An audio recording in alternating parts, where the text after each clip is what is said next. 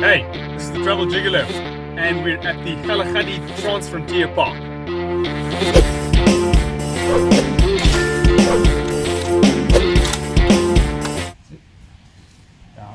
Down.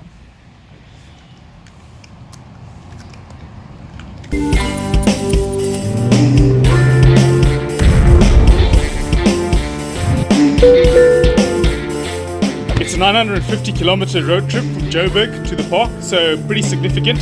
Alternatively, you can fly to Upington, and then it's a 250-kilometer drive from Upington to the Kalahari Gate.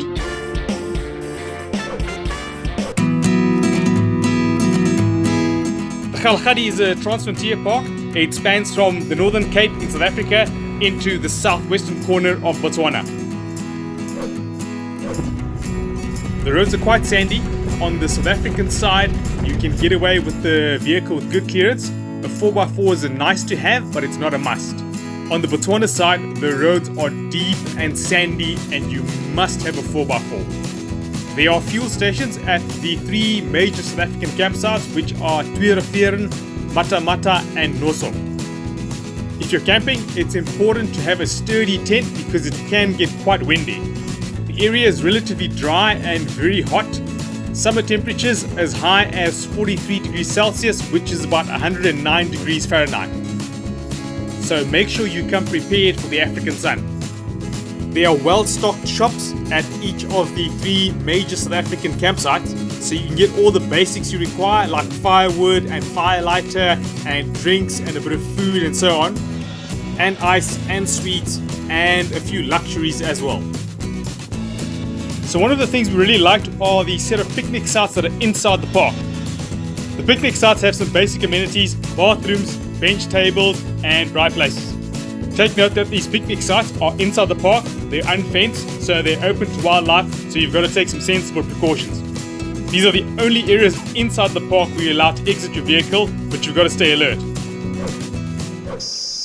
There's an abundance of game in the park and it's well set up for game viewing. Generally, the best game viewing is to be had along the two dry riverbeds that run through the park. The two major roads running through the park go along these riverbeds with various smaller interconnecting roads between. You're guaranteed to see large game around these two roads as well as some great bird life. The Kgalagadi Park is known for its lion population. Lions are typically active nocturnally, so in the daytime you'll find them napping in the shade to escape the heat. One of the reasons that lions are so successful in the Kgalagadi is because there's an abundance of their prey. We saw numerous herds of blue wildebeest.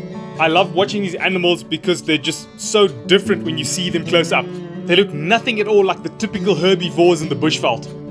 And it's great that you can get so close to them in this park. For me, one of the most beautiful animals in these drier regions is the oryx, or springbok as it's more commonly known.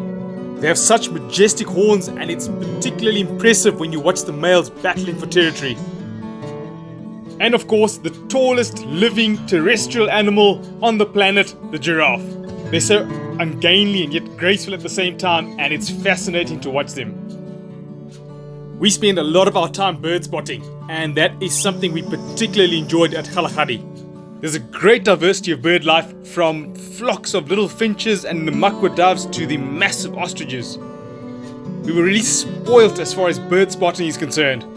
My significant other was particularly enamored with the secretary birds. There are also numerous predators and scavengers, and that's a sign of a healthy ecosystem. Lots of springbok as well. Several large herds, probably the most abundant herbivore in the park. And where there are springbok, you are likely to find the fastest predator on earth, the nemesis of the springbok, the cheetah. We came across a family of cheetah and we followed them all the way down to the watering hole, and that for me was the highlight of the trip. We also saw a number of black-backed jackal.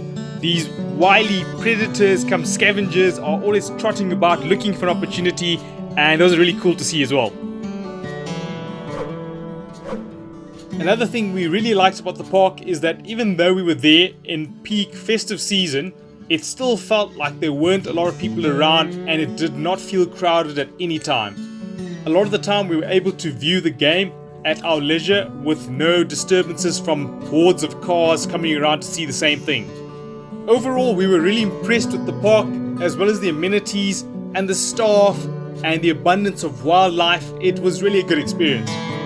Because the park is somewhat remote, it's not crowded and you have time to drive around and see stuff at your leisure, and that was one of the really great things about this place. The campsites are great as well, so check out our review of the Matamata and Tuirafia campsites. If you like this video, please subscribe, hit the like button, and give us some comments below.